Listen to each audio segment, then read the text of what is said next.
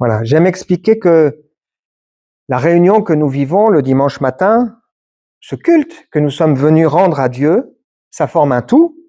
Ça veut dire que les lectures, les chants nous préparent et nous font réfléchir par rapport à la méditation, au message qu'on va avoir maintenant. Et de la même manière, on peut dire que nos dimanches fonctionnent un peu à la manière d'une série passionnante. Ça veut dire qu'il y a une histoire générale qui se poursuit, et puis en même temps, à chaque épisode, entre guillemets, on peut vivre quelque chose de manière un peu autonome. La dernière fois, nous avons en quelque sorte terminé une saison autour de la première lettre de Jean, qui nous a fait réfléchir de manière tout à fait concrète au projet de Dieu pour nous, ce qu'est la foi authentique et ce qu'elle n'est pas, et aussi de réfléchir aux conséquences pratiques. En particulier, la dernière fois, on s'est posé la question, et toi, où en es-tu par rapport à ton éternité? Ça, c'est très pratique. Je repose la question. La fois d'avant, on avait réfléchi ensemble à cette question que Jésus pose à Pierre, m'aimes-tu? Là aussi, c'est une question qui est très pratique. Est-ce qu'on aime Dieu, oui ou non? On avait aussi réfléchi à la question de comment les disciples ont été appelés chrétiens, sous-entendu, et toi, est-ce que tu es vraiment un chrétien? Ou encore, quel fruit ta vie est-elle en train de produire? Ça, c'est très pratique. Pourquoi? Parce que la foi, c'est vraiment quelque chose de concret. C'est pas une simple philosophie, c'est pas une simple sagesse, c'est pas simplement la conscience de l'existence de Dieu. Ce n'est pas seulement un espoir pour l'avenir.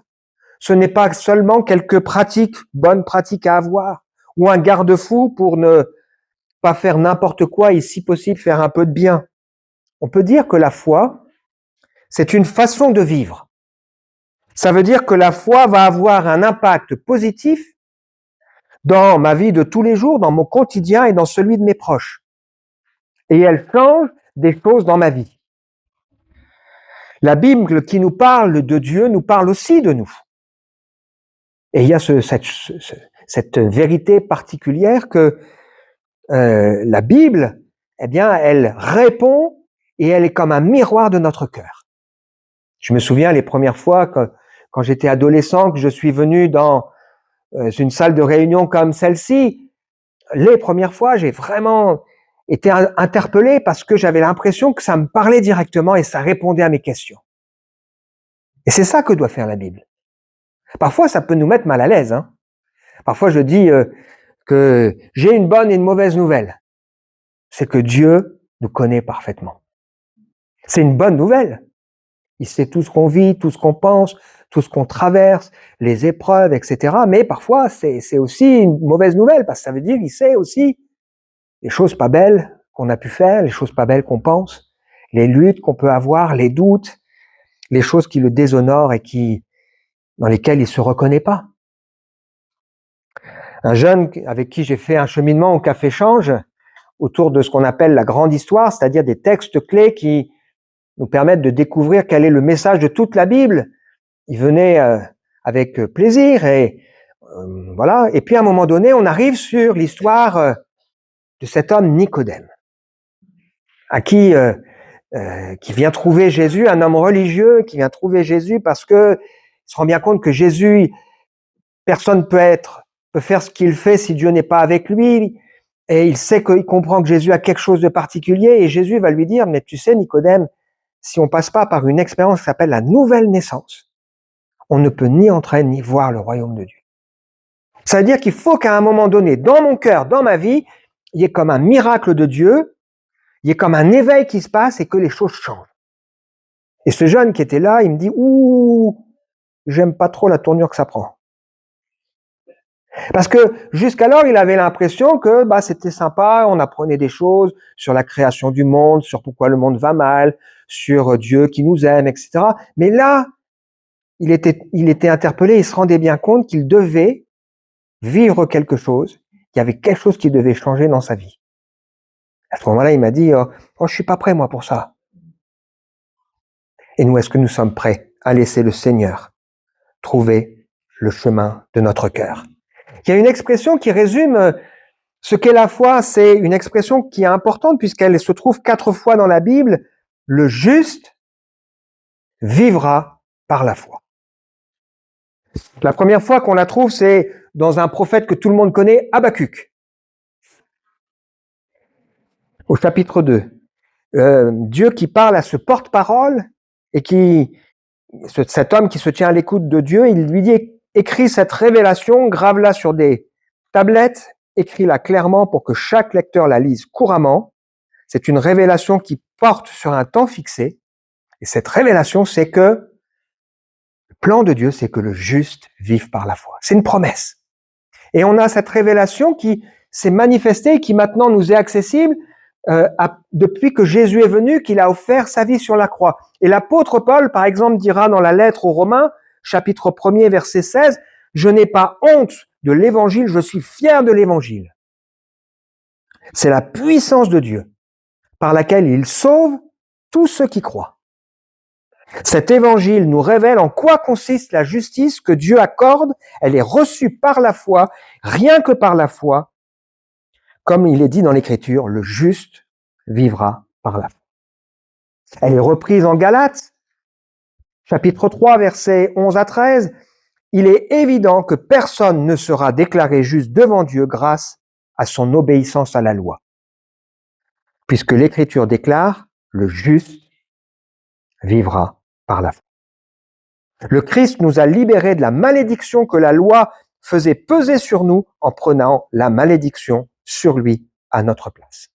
Pourquoi? Parce que si on se confronte à la loi de Dieu, eh bien, on ne peut que plaider coupable. Et Jésus est venu pour prendre sur lui la culpabilité, il est venu prendre sur lui la malédiction, il est venu prendre sur lui la condamnation, il est venu porter à notre place les conséquences du péché pour que nous puissions être déclarés justes devant Dieu.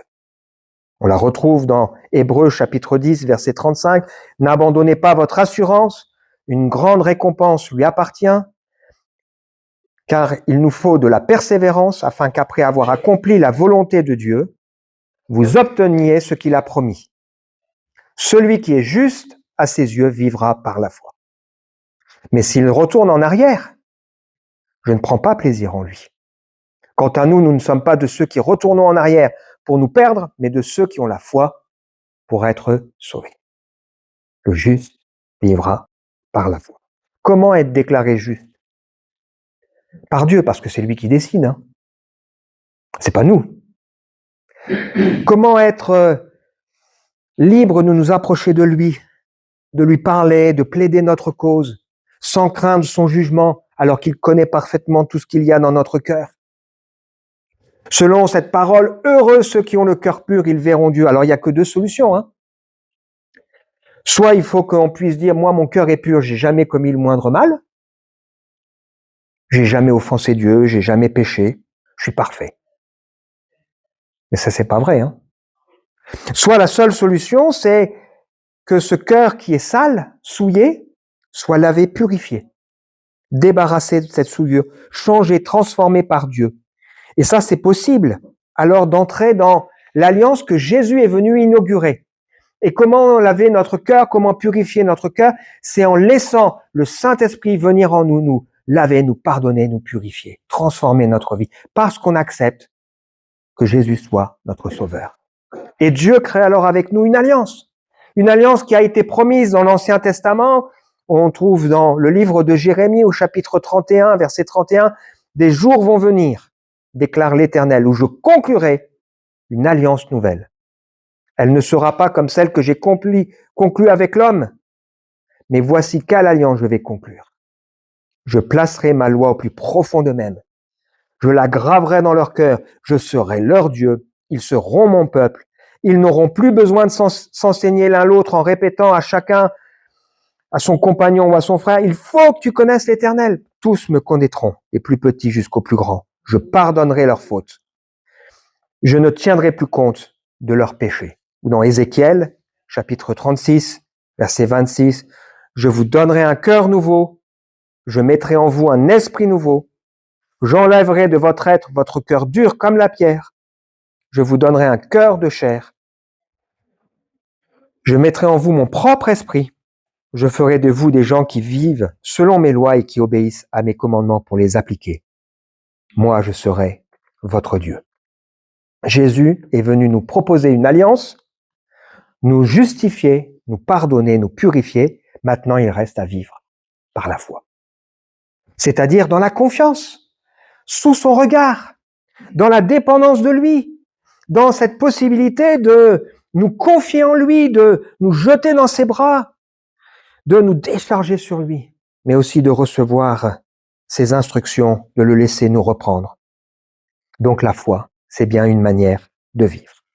Alors dans 3 semaines, on débutera une nouvelle série sur la lettre de Jacques. La semaine prochaine, c'est l'Ascension. Et la semaine d'après, c'est à la Pentecôte. Donc, c'est quand même des temps particuliers où on veut réfléchir à ce que signifient ces fêtes.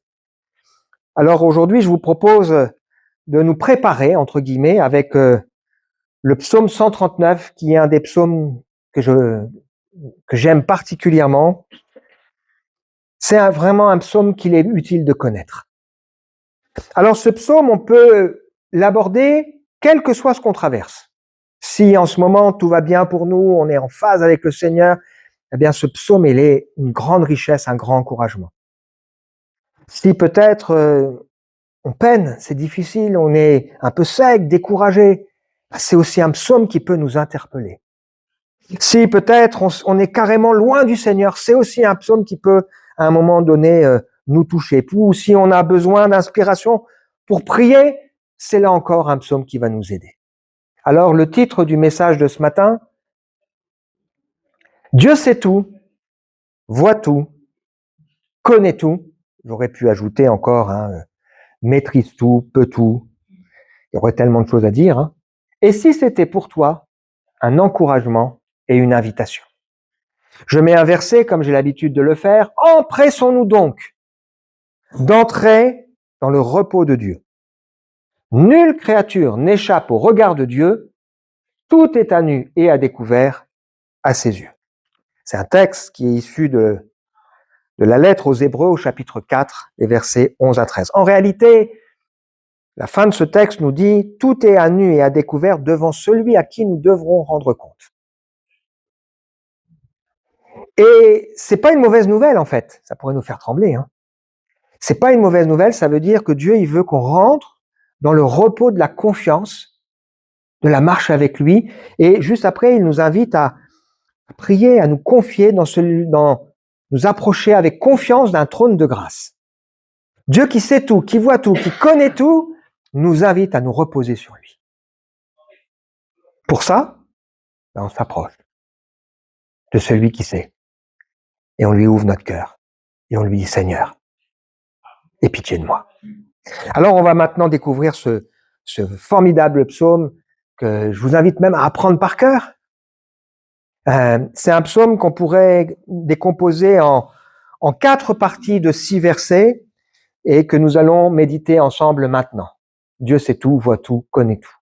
Psaume 139, tout d'abord les versets 1 à 6, qui nous dit ceci, au chef de chœur, parce que les psaumes étaient chantés, ils étaient chantés de manière collective, psaume de David, Éternel, tu me sondes et tu me connais. Quand je suis assis, quand je me lève, tu le sais, de loin tu discernes tout ce que je pense, tu sais quand je marche, quand je me couche, tous mes chemins te sont familiers. Bien avant qu'un mot vienne sur mes lèvres, Éternel, tu sais déjà tout ce que je vais dire. Tu es devant moi, derrière moi, tu m'entoures, ta main est sur moi, merveilleux savoir hors de ma portée, savoir trop sublime pour que je l'atteigne. Ce psaume débute par une affirmation très forte de David qui pourrait être comme le résumé de tout le psaume. Éternel, tu me sondes et tu me connais. Il y a des psaumes, beaucoup de psaumes sont faits sur cette base. C'est-à-dire qu'il y a un premier verset qui résume tout le psaume. L'Éternel est mon berger, je ne manquerai de rien. Puis toute la suite, ça, c'est la conséquence de pouvoir dire Dieu est mon berger. Il me conduit, il me restaure, il me fait traverser la vallée de l'ombre de la mort, il me donne l'assurance. Sa houlette et son bâton me rassurent, etc. Ou encore le psaume 32 qu'on a lu la semaine dernière en introduction au culte. Heureux l'homme à qui les péchés sont pardonnés. La suite, c'est, moi, quand j'étais pas pardonné, j'étais malheureux. La nuit et jour, j'avais l'impression que ça s'apesantissait sur moi, mais quel bonheur. Ou encore le psaume 73, où on a l'histoire d'un homme qui est troublé en voyant la réussite des méchants, mais comme il a cheminé, il commence en disant « Oui, Dieu est bon ». Bon, même si j'allais fléchir, j'étais en train de douter, et je voyais réussir les méchants, je me dis « Mais moi, à quoi ça sert tout ça ?» Mais m'approcher de Dieu, c'est un bonheur. J'ai une espérance, ça change tout. Ou encore, on pourrait citer le psaume 115, « Non pas à nous, mais à ton nom donne gloire à cause de ta bonté et de ta fidélité. Pourquoi les nations diraient-elles, où donc est leur Dieu? Notre Dieu est au ciel. Il fait tout ce qu'il veut. » Puis la suite, c'est les nations, elles ont des faux dieux. Ça sert à rien. Ils se confient dans des choses qui, c'est creux, c'est vide. Mais quand on connaît le Seigneur, Éternel, tu me sondes et tu me connais. J'ouvre mon cœur. Alors, celui qui nous partage ce psaume, c'est David. C'est pas n'importe qui dans la Bible. Il a été berger. Et puis, il a été choisi pour être le roi qui va conduire le peuple. Il a été choisi alors qu'on n'avait pas misé sur lui, les êtres humains. À un moment donné, on a cette histoire, Samuel qui vient trouver la famille d'Isaïe, puis qui lui demande de réunir tous ses fils. Il réunit tous les fils, sauf David. Pas lui quand même. C'est lui que Dieu choisit. Et Dieu dit de lui que c'est un homme selon son cœur. Ça veut dire qu'il y a quelque chose dans David, dans la connexion qu'il a avec le Seigneur, qui fait que David, il marche avec le Seigneur. Bon, il a fait des erreurs, des graves erreurs. Et tant mieux, entre guillemets, pour nous. Pas pour David, évidemment. Mais tant mieux pour nous, parce que ça nous montre combien la grâce de Dieu s'est manifestée dans sa vie, et combien ça me rassure. Parce que si la Bible ne me parlait que d'hommes qui marchent avec Dieu de manière parfaite, ce serait pas la vraie vie, ça. David, un homme selon le cœur de Dieu. Alors comment on réagit à cette vérité? Dieu sait tout, Dieu voit tout, Dieu connaît tout. Est-ce que ça nous fait plaisir? Est-ce que ça nous inquiète? Est-ce que ça nous fait chercher à fuir? Ou est-ce qu'au contraire, ça nous invite à ouvrir encore davantage notre cœur? On a déjà vu ensemble, dans la première partie du culte, que Dieu connaît le nombre de cheveux de nos têtes. C'est pas là pour nous dire, faire le malin avec un nombre. Après tout, on s'en fiche. Mais c'est là pour nous dire que notre vie a de la valeur à ses yeux, plus qu'une volée de moineaux. Il n'y a pas un seul moineau qui tombe sans que Dieu le sache et le permette. Et même nos cheveux sont comptés, même si on se rase la tête. Ça veut dire que chaque détail de nos vies, le Seigneur les connaît. Il compte les pas de ma vie errante. Il recueille mes larmes dans son outre. Il entend la voix des larmes. Et puis dans la prière, soyez pas comme ceux qui ne connaissent pas Dieu, en rabâchant sans cesse les mêmes choses. Dieu sait ce que vous allez lui demander avant que vous le fassiez. Tu me sondes et tu me connais. Tu sais ce que je fais. Je suis assis quand je me lève. Tu sais ce que je pense. Tu sais où je vais. Tu sais où je m'arrête. Et même mes paroles, tu les entends avant même qu'elles soient prononcées. Des fois, il faudrait mieux se taire. C'est tellement important que la Bible nous dit que par nos paroles, nous serons sauvés ou par nos paroles, nous serons condamnés. Et qu'on aura à rendre compte pour chaque parole que nous aurons rendue. Donc ça veut dire que Dieu sait tout. Le livre de Job nous dit au chapitre 35, verset 14, Job était déstabilisé, se disait, mais c'est en vain que l'on crie, Dieu n'entend pas, le Tout-Puissant n'y a point égard. Et son ami Élihu qui est là lui dit, bien que tu dises que tu ne le vois pas, ta cause est devant lui. attends-le. Mais parce que sa colère ne se voit pas, ce n'est pas à dire qu'il n'ait pas de souci du crime. Ainsi Job ouvre vainement la bouche, il multiplie les paroles sans intelligence. Dans le livre de l'Ecclésiaste, chapitre 4, verset 17, « Veille sur toi, bien sur tes pas lorsque tu te rends au sanctuaire de Dieu, il est préférable de s'y rendre pour écouter plutôt que pour offrir des sacrifices à la manière des insensés, qui n'ont même pas conscience de faire le mal. Ne te presse pas d'ouvrir la bouche. Ne te laisse pas entraîner par ton cœur à formuler hâtivement des promesses en présence de Dieu. Dieu est au ciel. Toi, tu es sur la terre. Que tes paroles soient donc peu nombreuses. » David, quand il pense à cette réalité, il dit, c'est merveilleux. Tu es devant moi et tu m'entoures de ta main. Ou une autre traduction, tu mets ta main sur moi. Ça veut dire que Dieu pose sa main bienveillante sur ma vie. Souvent, quand je prie, je dis, tu mets ta main sur moi. Est-ce qu'on a conscience de ça? Nos vies sont dans sa main. Et David, il s'en réjouit. Imaginez, aujourd'hui, il y a 8,3 milliards d'individus sur la Terre. Et Dieu sait chaque pensée, chaque parole, chaque nombre de cheveux, chaque pas, chaque larme, tout. Dieu sait tout, connaît tout. Quel regard ça amène sur notre propre vie. On lit la suite. Les versets 7 à 12. « Où pourrais-je aller loin de ton esprit? Où pourrais-je fuir hors de ta présence? Si je monte au ciel, tu es là. Si je descends au séjour des morts, t'y voilà. Si j'empruntais les ailes de l'aube pour me réfugier aux confins des mers, là aussi ta main me dirigerait, ton bras me soutiendrait, ton bras droit. Si je me dis, du moins les ténèbres m'envelopperont, alors la nuit même se change en lumière tout autour de moi. Pour toi, les ténèbres deviennent lumière, et la lumière est claire comme le plein jour. Lumière ou ténèbres, pour toi, sont pareilles. » Puisque Dieu sait tout, voit tout, connaît tout, il n'est pas possible de fuir. Il n'est pas possible de se cacher. Et souvent, Dieu interpelle l'être humain en lui posant cette question, « Où te caches-tu » C'est ce qu'il va le dire à Adam. « Où te caches-tu, Adam, qui a péché ?» Peut-être que le Seigneur a besoin de nous dire ça aussi ce matin. Et toi? Où est-ce que tu te caches? On peut se cacher en refusant de venir à la réunion. Parce qu'on n'est pas bien, on a trop peur que le Seigneur nous parle. On peut se cacher en refusant d'entendre la voix ou en endurcissant son cœur. Ou alors on peut aussi se cacher ou fuir de manière soit physique, c'est ce qu'on vient d'évoquer, ou soit on peut le faire sous une autre forme. On s'étourdit avec plein de choses dans la tête.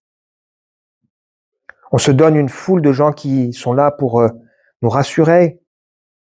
On repousse à demain le moment de régler les choses devant Dieu. On se trouve des excuses.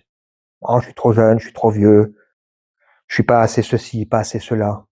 C'est à cause des autres, c'est pas pour moi. C'est la faute de l'Église ou du pasteur.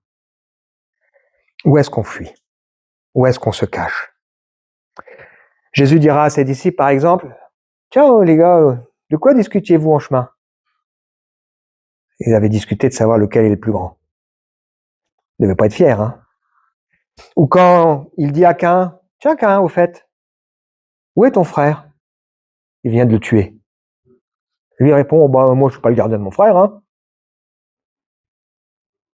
Ou encore à Jonas, Dieu lui dit d'aller à Ninive, il fuit de l'autre côté.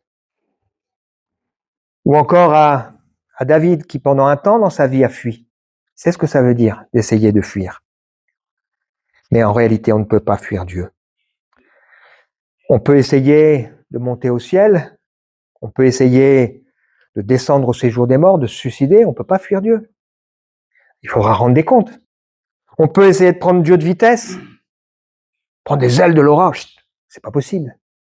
On peut même s'enfoncer dans le mal et dans les ténèbres, Dieu est toujours là. Parce que même les ténèbres sont lumière pour lui. Donc il n'y a aucun endroit où le Seigneur ne voit pas, le Seigneur n'entend pas, et le Seigneur ne nous connaît pas. Dieu voit tout, sait tout et connaît tout. On lit la suite. 13 à 18.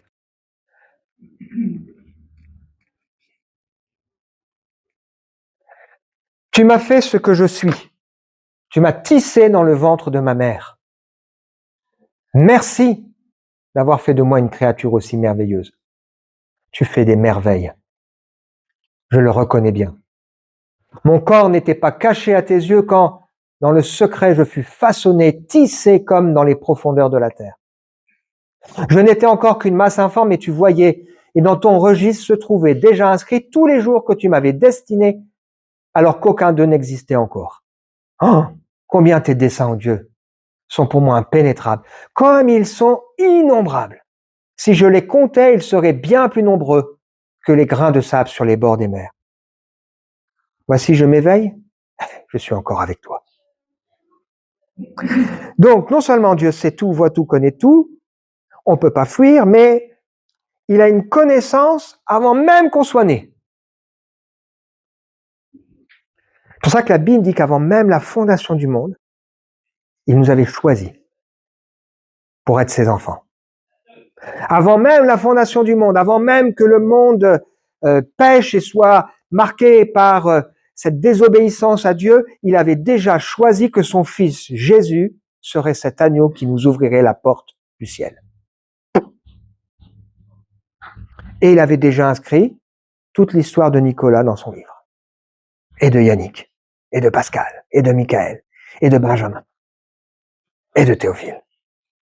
Et vous mettez votre prénom. Ça ne veut pas dire qu'on est des robots, ça ne veut pas dire qu'on n'a pas notre mot à dire, ça ne veut pas dire qu'on n'a pas nos choix. Dieu respecte tout cela. La vie, ça reste quelque chose de mystérieux, miraculeux, extraordinaire. J'aime bien le regard que David porte sur la création d'une vie. Tu m'as tissé dans le ventre de ma mère.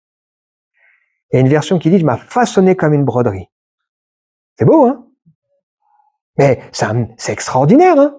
La création d'un corps dans le sein de sa mère, c'est extraordinaire, hein? Cette prise de conscience de David, elle l'émerveille. Tes desseins sont impénétrables, ils sont innombrables. Oh, tu es toujours là, Seigneur. Alors, ça doit nous rassurer, ça doit nous encourager. Aussi à comprendre que même nos faiblesses sont finalement des cadeaux que Dieu nous fait. Nos faiblesses sont aussi des cadeaux. Elles nous rappellent que nous ne sommes pas tout puissants. Ça me rappelle que je suis limité. Ça me rappelle que je vieillis. Ça me rappelle que je peux pas tout faire. Ça me rappelle que j'ai besoin de la force et de la grâce de Dieu. Ça m'apprend aussi à dépendre les uns des autres. Et vous aussi. Alors forcément, ça amène aussi des questions, de la colère peut-être, ou de l'incompréhension, notamment quand on voit tout le mal. Et David, il échappe pas à la règle, hein. La suite, il s'insurge contre les méchants. C'est la fin. Puisses-tu, ô Dieu, faire mourir le méchant. Amen. Que les hommes sanguinaires partent loin de moi. Ils se servent de ton nom pour leurs desseins criminels. Eux, tes adversaires, l'utilisent pour tromper. Éternel, comment donc ne pas haïr ceux qui te haïssent et ne pas prendre en dégoût ceux qui te combattent? Eh bien, je leur voue une haine extrême. Je les considère comme mes ennemis même. Puis après, il arrive à cette prière que nous avons chantée. Sonde-moi, ô Dieu. Pénètre mon cœur. Examine-moi, pénètre les pensées qui me bouleversent. Considère si je suis le chemin du mal et dirige-moi sur la voie de l'éternité. Amen. Donc c'est naturel, si Dieu sait tout, voit tout, connaît tout, si on peut pas le fuir, et si même avant la création du monde, il savait pourquoi il y a le mal, pourquoi il y a toutes ces souffrances, tous ces gens méchants, mauvais, bah Dieu l'a permis. Il nous montre aussi les conséquences des choix des hommes. Ça fait partie de sa sagesse. Il y a des versets comme ça qui sont interpellants, hein. La Bible nous dit par exemple, Dieu a tout fait pour un but, même le méchant, pour le jour du malheur. Ça veut dire que quelque part, Dieu va manifester à travers son jugement des hommes et des femmes méchantes qui auront refusé de se repentir quelque chose de sa personne, de sa justice, de sa patience, de sa miséricorde, mais aussi, eh bien, de sa fidélité. Et David, il est troublé par ça, et comme on peut l'être à certains moments de notre vie, mais finalement, nos épreuves de vie, nos travers de vie, nous apprennent à dépendre de lui, à nous confier en lui. Nos épreuves de vie, nos difficultés nous apprennent à réaliser combien sans lui nous ne sommes rien et à puiser en lui le soutien, la force, l'encouragement, l'amour dont on a besoin. Les hommes peuvent nous abandonner, le Seigneur, lui, ne nous abandonnera pas. Et puis quand David, il pense à ça, à un moment donné, naturellement, ouais, les autres. Et moi? Sonde-moi, Seigneur. Des fois, on se rend pas compte, hein, mais nous aussi, on fait du mal. Des fois, on ferme nos cœurs et si on laisse le doigt de Dieu sonder nos vies, comme c'est arrivé pour David lorsque Nathan est venu le trouver, lui raconter une petite histoire, et David a dit, ah, c'est pas normal ça quand même, bah tuer cet homme-là. Waouh! Sonde-moi, Seigneur. C'est-à-dire, on demande là, à ce moment-là, au Seigneur de regarder à l'intérieur de nos vies parce qu'on a conscience que de toute façon, on ne peut pas lui cacher, mais on veut que Dieu, il nous montre aussi et il nous aide. Connais mon cœur, Seigneur. Regarde mes pensées, surtout le chemin sur lequel je suis en train de m'engager. Me laisse pas aller sur une mauvaise voie. Parce que Dieu a la capacité et il veut nous accompagner, nous éviter bien des pleurs et bien des souffrances. Il veut nous conduire dans le chemin de l'éternité et il veut nous aider à investir pour l'éternité. Mais pour ça, il n'est pas question seulement de faire des choses, mais il est d'abord question de laisser Dieu être celui qui regarde nos cœurs et nos vies. Et finalement, la prière, c'est pas seulement je demande à Dieu, c'est aussi un moment où je ferme ma porte, comme on l'a lu, hein. Je me tiens dans la présence du Seigneur, je sais qu'il est là, je regarde à lui, je rentre en dialogue avec lui. Et si je parle à Dieu, si j'ouvre mon cœur à Dieu en évoquant les choses qui me pèsent ou en évoquant ma louange, parce qu'il ne faut pas oublier qu'on est appelé à louer Dieu, hein, ben je le laisse aussi regarder mon cœur et ma vie, m'aider avec un regard bienveillant pour que le Seigneur puisse m'accorder sa grâce. Peut-être que ce matin, on a besoin d'arrêter d'essayer de nous débrouiller tout seul. Je ne vais pas embêter Dieu avec ça quand même. Pourquoi? Ceux qui ont des enfants ou des petits-enfants ou des enfants dans leur entourage, les enfants, quand on les aime, ben, on a envie de les aider. On va pas dire débrouille-toi. Hein. Des fois, on est fatigué. Ok. Mais on a envie de les aider, de les accompagner. Je vous invite à terminer en relisant le contexte du verset que j'ai cité. Hein. Donc, que vas-tu faire de cette révélation concernant le regard de Dieu sur ta vie, passée, présente et à venir? Hébreux chapitre 3. C'est pourquoi prenez à cœur ce que dit l'Esprit Saint. Aujourd'hui, si vous entendez la voix de Dieu, ne vous endurcissez pas. Nous voyons donc que les Israélites n'ont pas pu entrer dans le repos de Dieu parce qu'ils ne lui ont pas fait confiance. Empressons-nous donc d'entrer dans ce repos, afin que personne ne tombe dans la désobéissance, à l'exemple des Israélites. La parole de Dieu est vivante et efficace. Elle est plus tranchante que toute épée à double tranchant, et pénétrant jusqu'au plus profond de l'être, jusqu'à atteindre l'âme et esprit, jointures et moelles, elle juge les dispositions et les pensées du cœur. Nulle créature n'échappe au regard de Dieu. Tout est à nu et à découvert aux yeux de celui à qui nous devons rendre compte. Ainsi, puisque nous avons en Jésus, le Fils de Dieu, un grand prêtre éminent qui a traversé les cieux, demeurons fermement attachés à la fois que nous reconnaissons comme vraies. En effet, nous n'avons pas un grand prêtre qui serait incapable de se sentir touché par nos faiblesses. Au contraire, il a été tenté comme nous en tout point, comme nous le sommes, mais sans commettre de péché. Approchons-nous donc du trône du Dieu de grâce, avec une pleine assurance. Et là, Dieu nous accordera sa bonté, nous donnera sa grâce pour que nous soyons secourus au bon moment. Amen. J'invite à nous recueillir et peut-être on peut prendre quelques instants de silence. Ensuite, je prierai pour nous laisser aux uns et aux autres devant Dieu, avec ce Dieu qui sonde nos cœurs, nos vies, peut-être à régler ce qui doit l'être ou à lui demander ce qu'on a besoin. Seigneur, tu es celui qui sonde nos cœurs, nos vies, nos pensées, nos paroles. Sur ton livre sont tous inscrits les jours qui nous sont destinés avant qu'aucun d'eux n'existe.